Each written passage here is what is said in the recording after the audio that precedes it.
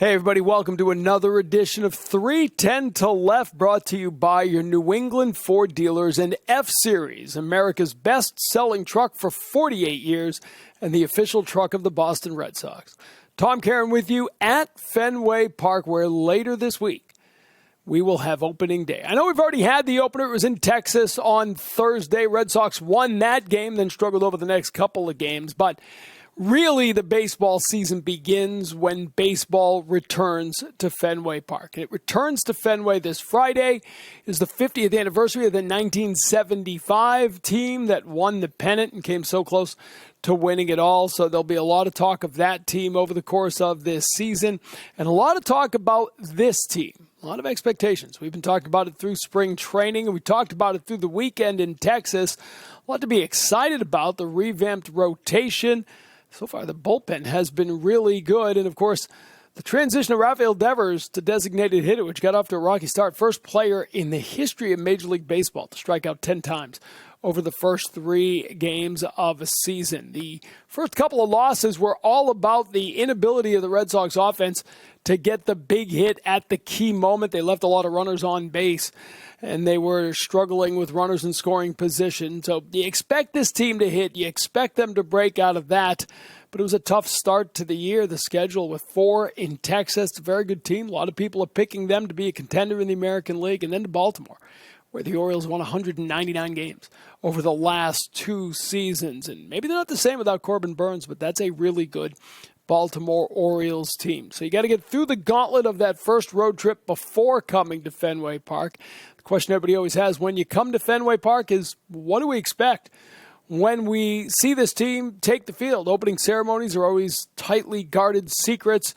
And we were here at Fenway. We were joined by Sam Kennedy, the president and CEO of the Red Sox. We're all here on Sunday for the Defy Cancer celebration. Nearly 1,000 people in the Dana-Farber Cancer Institute community coming together to celebrate the great success, the money raised, the incredible innovations that have happened over at Dana-Farber, and to talk about the future. What is the future of that battle? So Sam dropped by on our pregame show Sunday to talk about the relationship the Red Sox have with the Jimmy Fund and about this team and what we can expect to see on opening day at Fenway. Here's Sam Kennedy on 310 to Left, presented by your New England Ford dealers. The Defy Cancer celebration going on with the Jimmy Fund. Sam Kennedy, part of it, president and CEO of the Red Sox. Such a great relationship between the Red Sox and the Jimmy Fund. 70-plus years and counting, longest-standing relationship in terms of sports and philanthropy in the United States. Incredible, and thanks for taking on the new role. As you were the first to call me. You called me and said, you know what would be great if you and Brock Holt could do this together. It was a great idea. I was so thrilled to be part of it.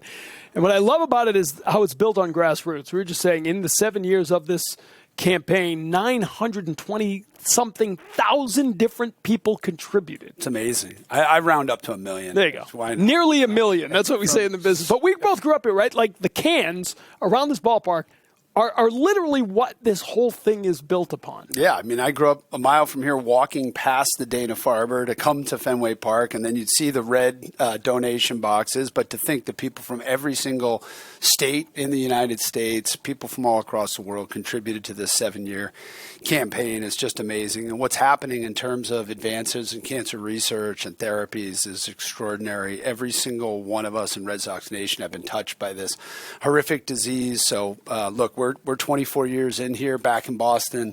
The Dana-Farber Cancer Institute and Jimmy Fund is the backbone of our community outreach and giving and support, and it always will be. So hugely thankful to our ownership group for keeping that going. We missed the great Larry Lucchino. I joke it took 2 chairmen to replace 1 with you and Brock. Thank you guys seriously for doing it. I talked to Brock on opening day, and he was all amped up for the season, but he's even more amped up about the work he's doing at the Jimmy Fund. Yeah, so it's really great having him. Yeah, thank you for bringing it all together. No doubt about that. All right, opening day coming up on Friday. You going to tell us everything right now? Everything that's going to happen? Well, I will, but Sarah McKenna will shoot me. But no, it's going to be great. I just checked the weather. It looks like, right, it's early, but knock on everything. It looks like 60 degrees, maybe a little mild, which is better than it is out there. It was nice in Texas, I'll tell you, for the opening. It was nice in Mexico. It was great. Mexico was great. We're going to, obviously, Jim Ed's here. We're going to tip our cap to the 1975 team and, of course, honor the late, great Louis Tiant deservedly. So hard to believe we're coming up on the 50th anniversary of that incredible team, greatest game ever played. That team, following up the 67 team, of course, the Impossible Dream team, really cemented the Red Sox love affair with the fan base and the fan base love affair with the Red Sox. So a lot of guys will be here, led by Jim Ed and Dewey and Fred Lynn and all the guys you and I grew up just loving. So make no mistake, they win the World Series if Jim Rice is healthy. All right, I'll say that till the end. If he could have gotten that cast off, that is for sure. That is for sure. I got to ask you about the City Connects, because this is the big mystery, right? They came out the first time, we were like, yeah, you guys were part of it. We didn't really understand what it was, and the yellow things have just become so popular. And you keep them as part of your rotation, but now we're going to have something new. When do we get to see those, and can you give us a little tease? Yeah, well, little tease. They will be released this season at some point, but we're not going to reveal the exact time because then Troop would kill me. So I can't have colleagues really all after me. But look, the idea is to do everything we can to connect this team with the city of Boston and its whole region. And when the yellow jerseys came out, I think people were in shock. Like, what are they doing? Credit to all the people that put that together at both Major League Baseball, with internally at the Red Sox and Nike, to come up with a design. Obviously, it connected us to the marathon, the 2013 color scheme from that. Just forever historic marathon for all the wrong reasons, and the 2013 team, they became probably the most popular merchandise creation we've ever had. And so this next version will be very different color scheme, but will draw off of Fenway Park, maybe something out over my right shoulder to connect to the ballpark. And so hopefully people will like them. But if they don't, that's okay. They're not necessarily for you. They're for bringing in new audiences to Red Sox Nation. When the yellows came out, right? People were like, oh. That's right. And then people got to love them. Jim was asking for a sweatshirt. Every time I saw him that season, Jim kept asking for a yellow or blue sweatshirt. Christian Campbell's exciting right now. Meyer and Anthony and Worcester, exciting. The talk about an extension with Campbell, is that an indication? I know you're not going to tell us how the negotiations are going with one player, but is that sort of a signal here that as you bring these guys together, you're also trying to lock up the future? Yeah, I mean, listen, after we signed Alex Bregman February 8th, we turned our attention to internal conversations and discussions, and those continue. It's so important to try and lock up our homegrown guys, and hopefully we'll get there. But if we don't, it's a sign of the fact that we want these guys to stay, whether it's Marcelo or Roman Anthony or Christian Campbell or anyone else that is under contract. We're trying to get guys to stay for the long term, and you're starting to see this momentum now. Boston is a place where people want to be. They want to play at Fenway. They want to play with each other. They want to play for Alex Cora. There's really something special happening here, and it's an exciting time. It's built up over the last few years, no doubt about it. All right, you heard it. Guarantee of 60-degree weather on opening day. Clip that. We'll run it back if it's cold and rainy, but it won't be. Well, it's going to be perfect. Won't be. It's always sunny on opening. There's no doubt about that. Sam, great to see you. Thanks, TC. Here we go. Happy New Year. See you Friday.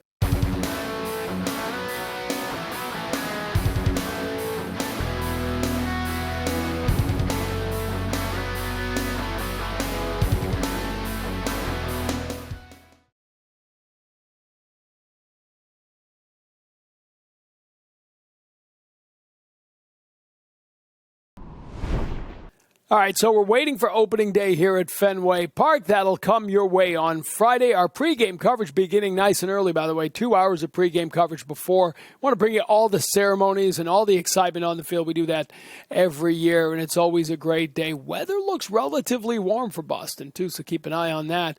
Wasn't so warm over the weekend, but it was the opener for the WooSox at Polar Park.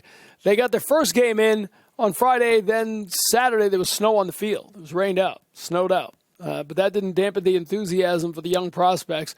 A lot of talk, of course, about Marcelo Meyer and Roman Anthony, Christian Campbell, but he's up with the big team. Anthony and Meyer with the WooSox to begin the season. For Meyer, Friday was the first time he ever played in a AAA game. Remember, he was injured when he got called up last year. Roman Anthony beginning the year at AAA, hoping to build off the late season call-up last year. Alex Speier was there, and he spoke with Roman Anthony on 310 to Left, presented by your New England Ford dealers. Welcome back to 310 to Left, here with Roman Anthony on opening day for the WooSox. Roman, welcome back to Worcester. How do you view this return? How different is it now than it was when you were called up in the middle of last August to be here? Yeah, I think the goal remains the same, which is just to be in the big leagues as soon as I can. But it's definitely a little different now. We had the off season, had that adjustment period of coming to AAA, and now knowing what to expect being here with the living situation, coaching staff. It's a bit of an easier adjustment this time around, but it's exciting. I mean, we got a great team. I'm excited to be here for the time being, and it's easy when you have a squad of guys like this, a coaching staff like this, and an amazing park like this. So I'm excited to take care of business here and hopefully meet those guys soon. So you had an interesting spring training where there were moments where you got to that were memorable, right? Like, being able to torch a ball in the prospect game was pretty good. There were some other flashes of real skill. At the same time, you got sick, which stinks. Yeah. No one enjoys being under the weather. How do you describe what your first big league camp was like? Do you feel like you had the opportunity to truly show like who you are as a player, or was it like, if only I had been healthy for that, for the entire time? Yeah, I think it would have been nice to be healthy for that time. I think that sickness went around. It was terrible, and I missed a good week and lost some weight there, which sucked. But other than that, I think just as far as going in there and handling everything on and off the field, I think I did that. Would I have liked to be healthy and have played better? Yes. But, that's life. So just got to adjust off of that. And there was some adjusting to get that weight back and to get back into the swing of things. So obviously that was unfortunate, but the spring was awesome. I think the guys we brought in, the veteran guys we have, all the guys in our clubhouse, it's going to be an exciting year.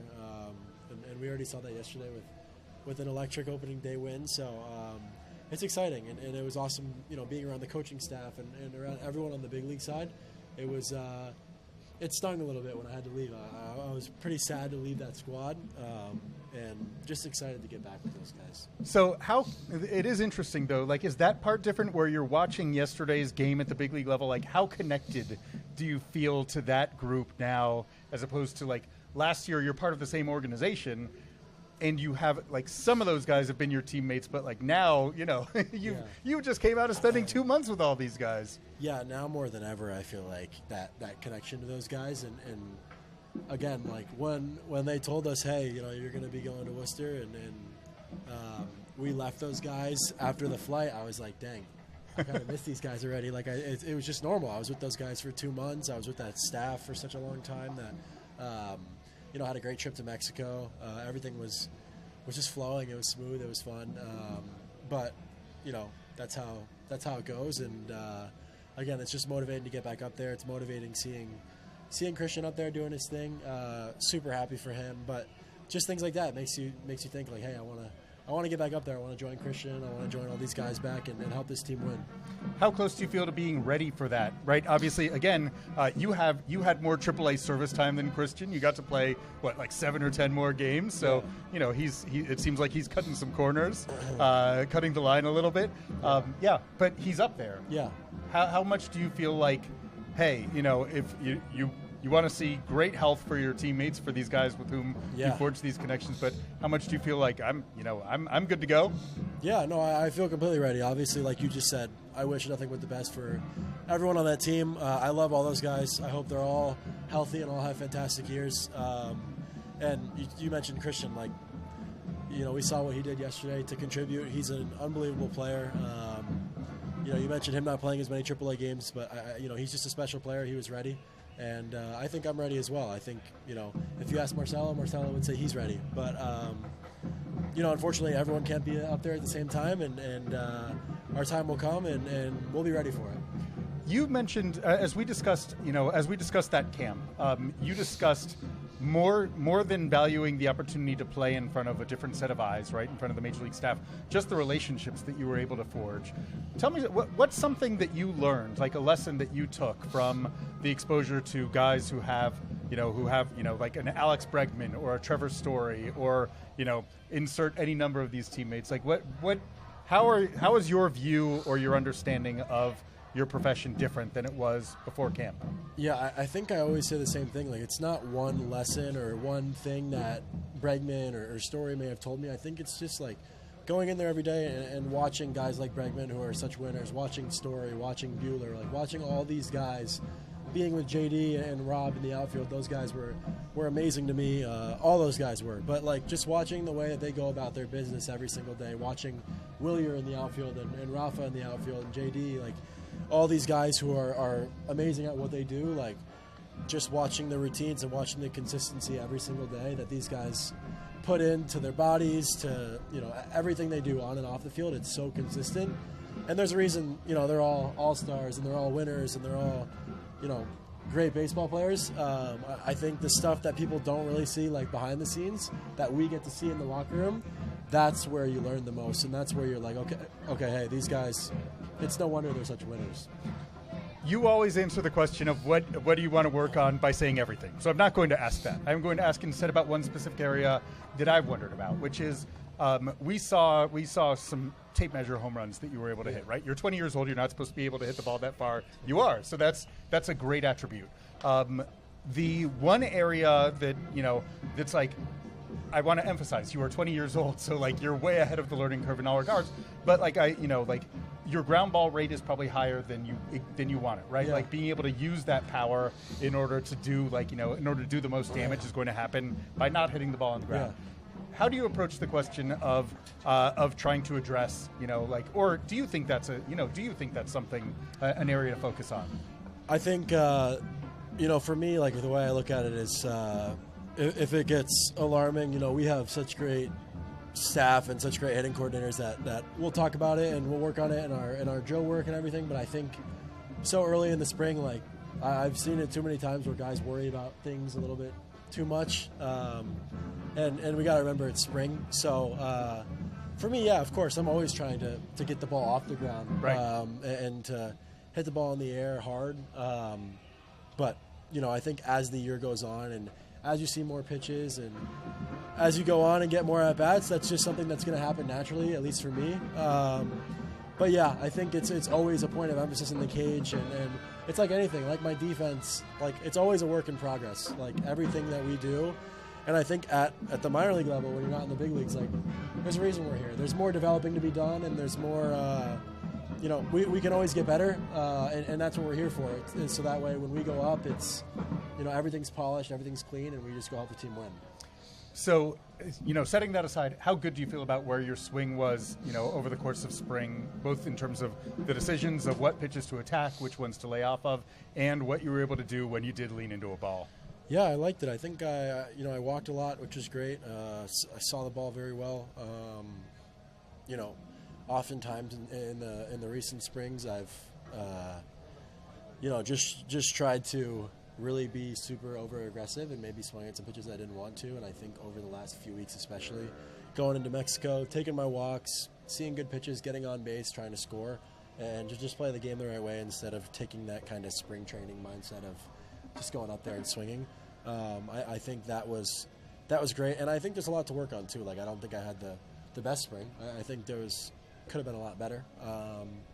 But we're here now on opening day, and that's what the spring was for, to work on that and to take that into opening day and to continue to work on everything that needs to be cleaned up.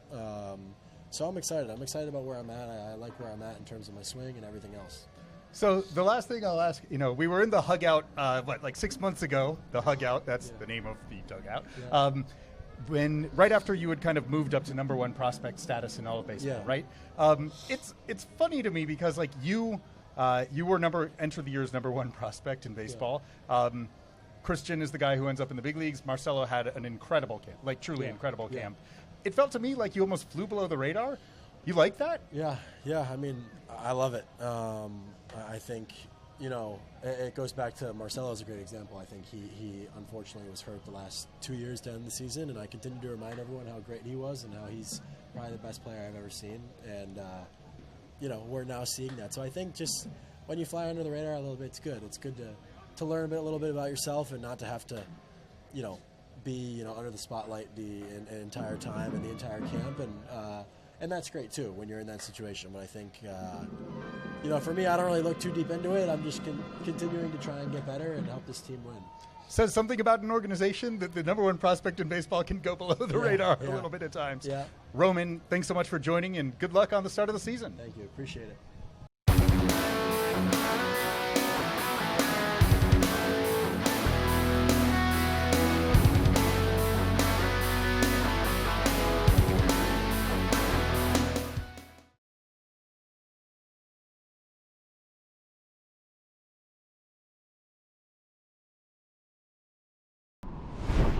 We'll be keeping a close eye on the WooSox throughout the season. A lot of young talent there. That, of course, the top of the pipeline that's been ranked one of the best in all of baseball, and nobody does a better job keeping tabs on the prospects than Alex Speier, and few do a better job of molding those prospects into Major League-ready talent than Chad Tracy. He's the manager of the WooSox, a baseball lifer, and he's our next guest. Alex Speier caught up with him at Polar Park on 310 to Left. Welcome back to 310 to Left, here with WooSox manager Chad Tracy.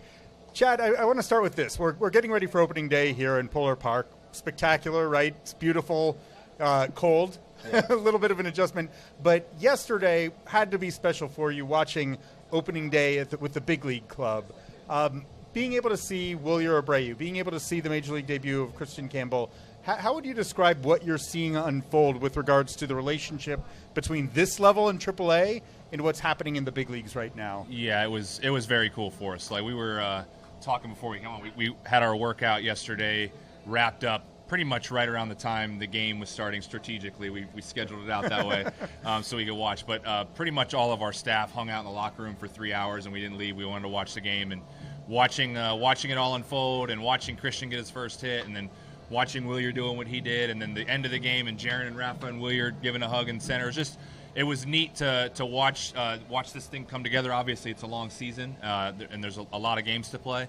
But to watch a lot of kids that have come through here that were big contributors here, now contributing in a big way there, it was really fun to watch. Well, I guess it's worth mentioning Wilyer specifically, right? Because of the guys that we mentioned, every other one, Jaron had top 100 behind helium behind him. So did Sedan. Wilyer did not. Right? He came from a position of in some ways, obscurity and was lost in the mix. The player that you're seeing right now in the big leagues, granted, the 2-homer game might be an exaggeration of it, but how close was the player that you saw last year, Gold Glove, a guy who throughout the year was being talked about as at least being in the Rookie of the Year conversation, good patience, some pop. How close is that to the guy that you saw in AAA? Believe it or not, fairly close. I remember when we acquired him, obviously when he came over, he went to AA. So I had talked to Epi a lot about him when he first got here. And I remember having conversations with him about him, like, hey, wait till you see this guy throw a ball from the outfield. So, like, all right. And he's like, he can really play defense. And then he showed up, and from the jump, we saw, man, this is an elite level defender. He can run the ball down the gap. He can come in on the ball. And if you try to run on him, he can really throw. And then the bat just started to unfold. I mean, we saw a 3-homer game here right before he got promoted. That month, right before he got promoted. He got torrid. He went off. Yeah. And so the bats, you started to see glimpses of like what he's capable of doing with the bat as well. You combine that with the defense, and all of a sudden you're like, we got a pretty good player on our hands here. And to see him now showing it at the major league level over last year and now opening day is pretty special. Well, so we're seeing him as a really good player in the big leagues right now. And again, like, he was relatively unheralded. He wasn't a top 100 prospect. He wasn't a top 10 or 20 prospect in baseball. Right. You have some of those guys now, right? You got to see Christian Campbell making his big league debut yesterday. Yeah. You got to see a little glimpse of him last year.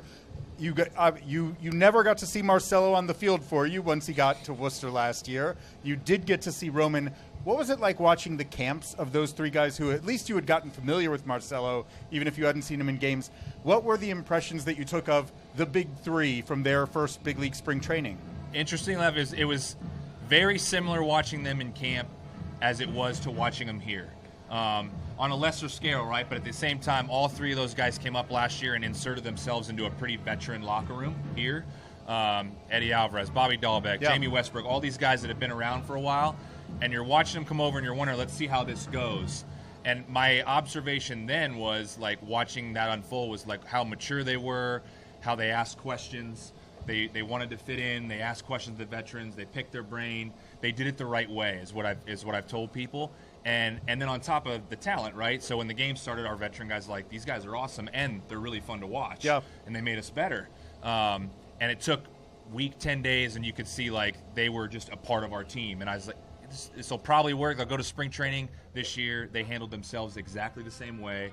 And I watched Trev, and I watched Bragg, and I watched these guys, watch these young kids endear themselves to our veteran players because of the way they go about it.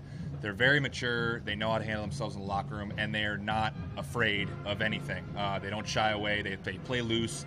They know they're good, and they are. So it's a special package with all three of them. Obviously, a great deal has been discussed with Christian because he's in the big leagues. There's also been a great deal discussed with Marcelo. Yeah. This was, again, first impressions on the field for you because you had never seen him play last year. What was it? I think we were discussing this. For me, I've been covering Red Sox prospects for a while. I think that was about as good a prospect big league camp, first big league camp, as I have ever seen, from beginning to end, just in terms of quality of performance, quality of tools, ease with which he was moving through things. What were your first impressions of Marcelo, and what on earth are you going to do? What do you need to focus on? What are his developmental areas of focus in AAA? Well, I tease him all the time because he did come here last year. Yeah. And the extent of what I got was he took one BP session and hit 12 home runs out of 15 pitches, and then he was gone, because the back was not right. So I was like, man, that was pretty cool to watch, even if it was just for one BP session. For me, watching him, most of it with him has been like, let's keep him on the field. What do we have to do to keep him on the field for the entire season, right? When he's on the field, he's been highly productive. For me, watching him in spring training, it was like all of a sudden he was getting second base and third base thrown at him. He did it a little bit last year, very little. And the way he adapted to those positions, just basically being thrust into it and played them with ease in a lot of ways, was pretty telling. So when you ask, what's our thing here? For me, with him, it's like anything we have to do to make sure I'm checking with him, keep him on the field. And you're going to see him play short, you're going to see him play third, you're going to see him play second and move around the field so that based on the camp he had, I think he thrust himself into the conversation, and we want to have him ready if anything happens and he's called upon in any one of those spots. How confident would you be about his big league readiness based on what you saw in spring training? Fairly confident, and not just because whatever his batting average was, I care less, but the way he navigated at bats, the smoothness at three positions with which he handled himself, the fact that I saw no panic whatsoever involved in being in camp and playing in games with the A squad or wherever. Everybody, I think most young players go up there and have some level of adaptation they have to go through, but he looks like he's going to be just fine. The funny thing is, so Christian Campbell is the guy who's in the big leagues, right? Marcelo, who walked by, not choosing to photobomb or acknowledge us, was talked about for his great camp. Roman Anthony entered this season as the number one prospect in baseball, and yet somehow seemingly flew below the radar this spring. Yeah. I guess first let's take stock of that. What does that mean about your organization that a guy who you can make a case is the best prospect in baseball is kind of flying below the radar? Yeah, I think between the prospect game and then the next day in we were playing Miami, the home runs, and the manner in which he hit those, I think pretty much showcased and grabbed a lot of people's attention as to what he's capable of and how hard he hits the ball. He also went through that 5, 6, 7 day period where he was sick. I think that was part of it, where it's he's sick, lost a lot of weight, and then he wasn't inserted back into games when he got back into camp. He had to get some weight back up. So there was part of it where it's he was away for about a week where we didn't really get to see him. But everybody's well aware of what an athlete he is. Everybody's well aware, I sure am, of how hard that guy can impact a baseball. So for him, still 20 years old, I think he's turned 21 this year. It's just we're going to get him out there in left field. He's going to play center, play a little right. Same thing. We're going to move him around, but we're just going to get the talent on the field and let him do his thing, and he'll make himself known fairly quickly, I believe. Which one of those positions do you anticipate the most time at? Probably left field. Yeah, I think I think maybe an even split, but I definitely think there'll be at least 2 or 3 games a week in left field.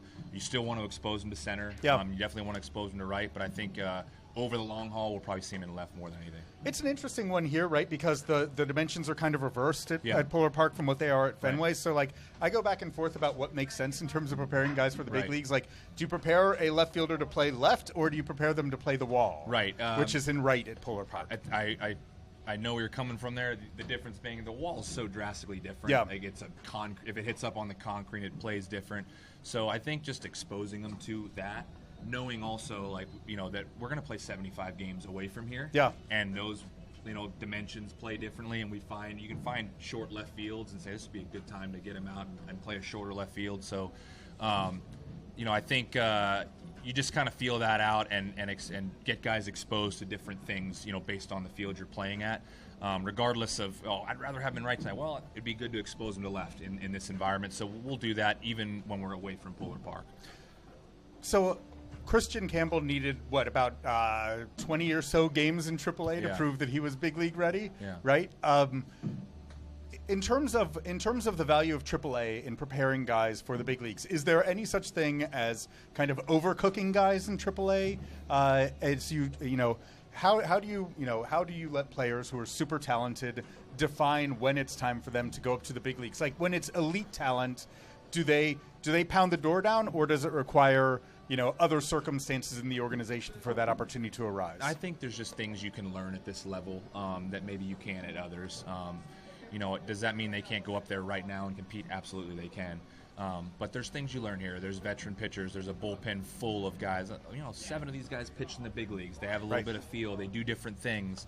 The things you talk about advanced report-wise in the dugout are a little different. The conversations, all that stuff just to get exposed to that's a little bit closer. And also they're playing here with guys that have been in the big leagues that understand what it's like. So for me, getting them exposed to that type of stuff for a period of time is important. And it makes the transition easier. But in terms of when are they ready, they tell you, if batting average doesn't matter. It's like if they're commanding the strike zone, taking walks, swinging at strikes, hitting balls hard, it's not a whole lot different here. I mean, a little bit, but we're going to face plenty of people that are throwing 97, 98 miles an hour. Everybody throws hard. So stuff-wise, you're going to face very good stuff here on a nightly basis. It's just exposing them to all the things like I just said.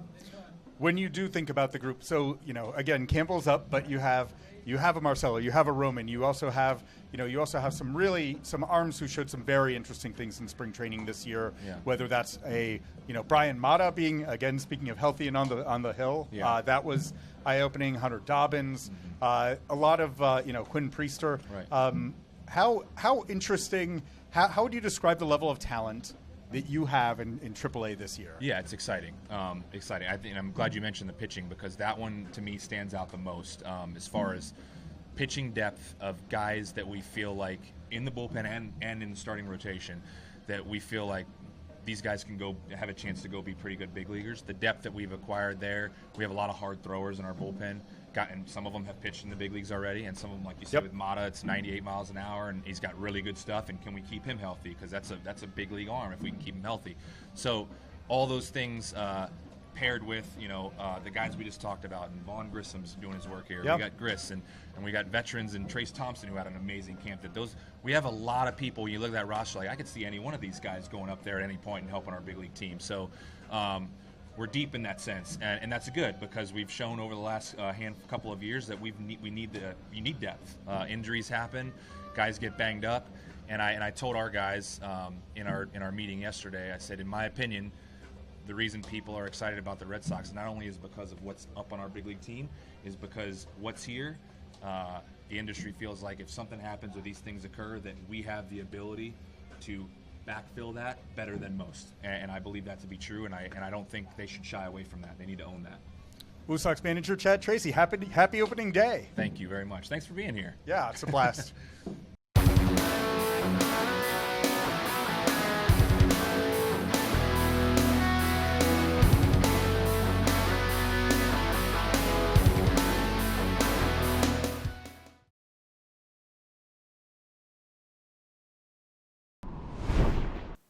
Finally, it was a special pregame ceremony at Polar Park, and Jackie Bradley Jr. got to throw out the first pitch. Of course, JBJ was the MVP of the ALCS in 2018 after he had a little chat with our own Jim Rice before the last couple of games of that series. Jim got him going, and JBJ rode that straight to the MVP. Red Sox on their way to that World Series. Jackie Bradley Jr. Has not officially announced his retirement, but at this point, it's trending in that direction. He was at the ballpark. Alex Speier caught up with Jackie Bradley Jr. on 3:10 to left, presented by New England Ford Dealers. And continuing from opening day at Polar Park with Jackie Bradley Jr., who's visiting up here. Jackie, it is so great to see you. I guess let's start off with this right away. You were playing baseball last summer. Yep. Are you still playing baseball? Are you still looking to play baseball? Or No, I am not playing baseball, and I'm not looking to play baseball. I'm in baseball, I guess, shape, but I haven't done anything baseball related. Okay, because we saw Kevin Pillar kind of walking out of retirement this offseason and then just showing up on the field on opening day and making some nice plays. Like, if a team called you, would you pick up the phone? He wasn't ready to retire. He thought he was, but I don't think he was completely ready. I will pick up the phone, but I think I'm ready. Okay. Well, you have a wonderful family, and there's a lot for you to delight in your post-playing career. But I wanted to rewind, since we are here at Polar Park, the home of the AAA affiliate of the Red Sox, to wind back a little bit to kind of when you were in that mode of trying to forge your way up to the big leagues and trying to stick in the big leagues. So first of all, part of the reason why I've been thinking about your trajectory a lot lately, because watching Marcelo Meyer this year in spring training, he had the best prospect spring training. Like, yours and his are the two best prospect spring trainings I've ever seen. In terms of, like, you came to camp in 2013, got that big league opportunity in big league camp, and that door wasn't necessarily even supposed to be open for you, but you just kept pounding on it and making your way onto the roster. How would you describe what that's like to get that opportunity in big league camp, and to be able to, like, what does it take to take advantage of it? Honestly, it's like you said, I was invited, and I wasn't on the 40-man roster, so I didn't have any expectation of making the team. We as a young prospect, you always think about just making an impression. Yeah, that's what you want to do. You want to make it a lasting impression, something that they can hold on to remember. And I just thought to myself, each and every single day, I'm going to try to take advantage of the opportunities that I get, because you never know when those opportunities are going to be up. When was the point in that? Was there a point in that spring where you were like, holy smokes, I might make the opening day roster? No, because I wasn't on the 40-man roster. I just, you're not going to really make an opening roster unless you're on the 40-man roster. So it's one of those things where I just saw it as an opportunity to kind of work on some things, and had a little success, and I had faced some pretty good pitchers through that little time stint. So I was just having fun.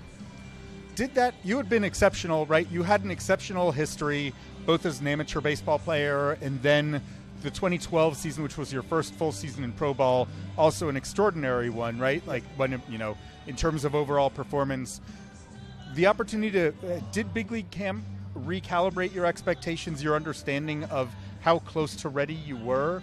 Like, I remember specifically, you homering off of Cliff Lee to the opposite field in spring training and a lot of people looked at that, they were like, aha, that's a Cy Young winner who Jackie just went deep against.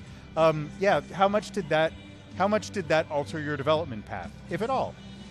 I think just mentally, you have to have the mindset that you can play at the highest level. That's where we all strive to get to and want to be. The mindset is such an important thing. A lot of people talk about, what separates, minor leaguers and big leaguers, and I think it's just being able to mentally withstand every single day. the goods, the bad, and go out there and still compete. And I knew I've always had that at a young age, being able to have that perspective. So, even during my toughest days, I knew as long as I can get back up and I could, keep going, that's what I was going to do.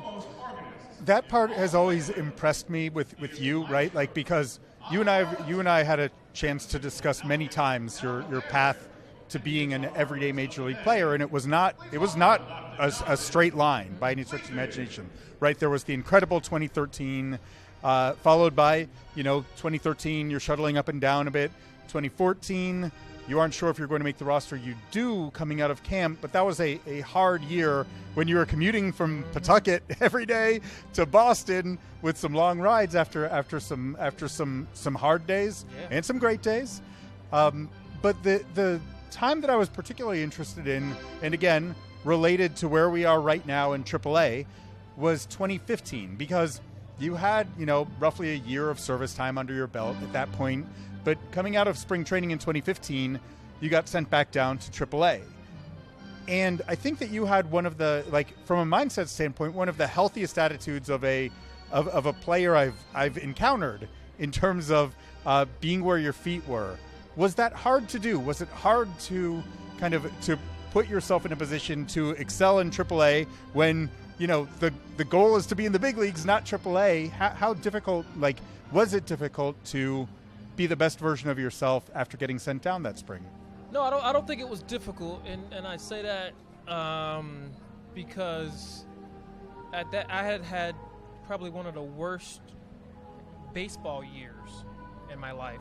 I had hit and succeeded at every single level, whether it was high school, professional ball, college, it didn't matter, until I got to the big leagues. So that was my first initial struggle. The 2013, 2014-ish seasons.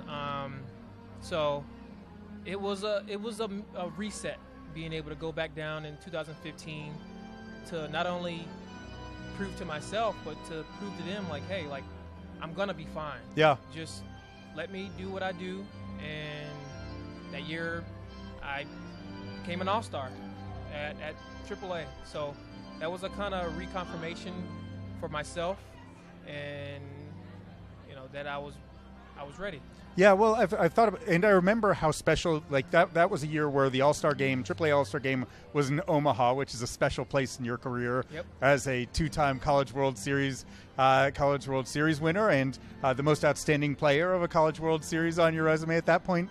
But I remember the joy that you took in earning that spot was really quite striking to me, that you had you had approached it with kind of tunnel vision for being the best version of yourself where you can be. And the reason why it's been interesting for me to think about that 10-year ago moment this spring is thinking about someone like Vaughn Grissom, right? He's a guy who came over to the Red Sox.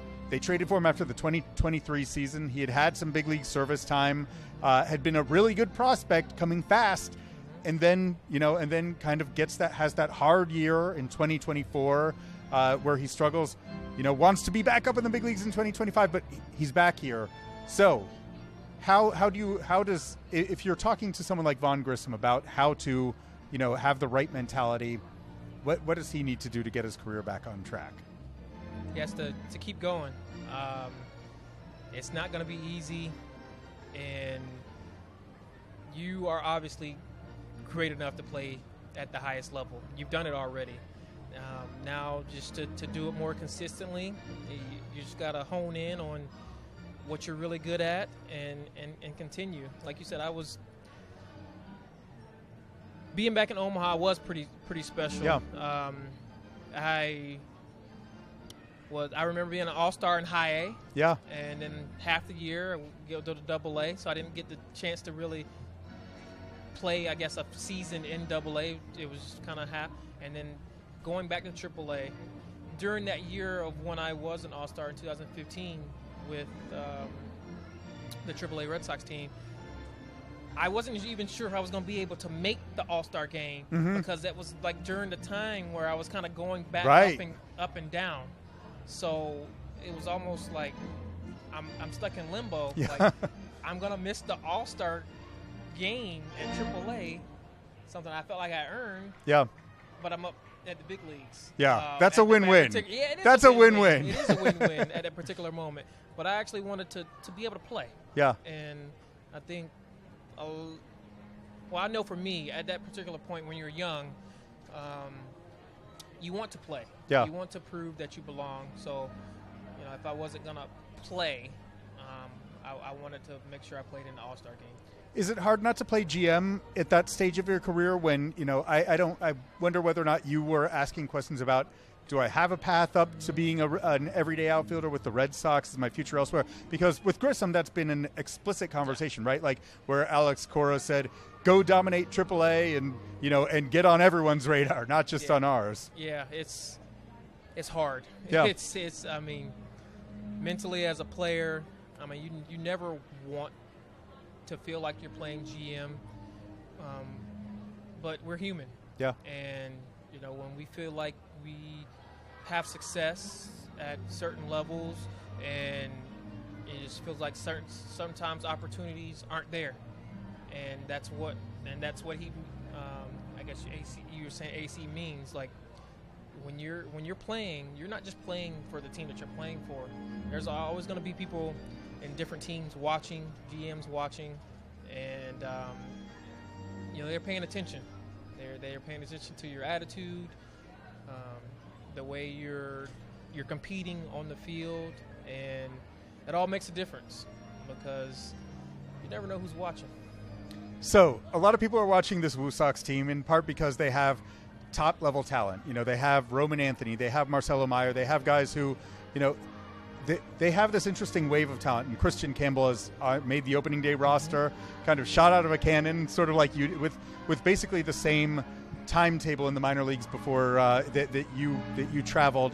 How fun is it that there's a generation of Red Sox prospects, and that because there's a generation of Red Sox prospects, they're going to be like future generations of Red Sox prospects are going to be compared to you came up with a wave. You and Mookie were roommates in fall instructional league right after being drafted in 2011, and you got Bogey joining you along the way when you were together in Salem. And Christian Vasquez, how much do you love the fact that you have this place as a reference point in Red Sox history, both as a member of two championship teams, right, in 2013 and 2018, but as well as being part of a group that's identified with the whole era of the Red Sox? Yeah, it's pretty special just because obviously when you get drafted together, you always see each other all the time, and you always envision or think about the things that are possible if you're able to get up there at the same time.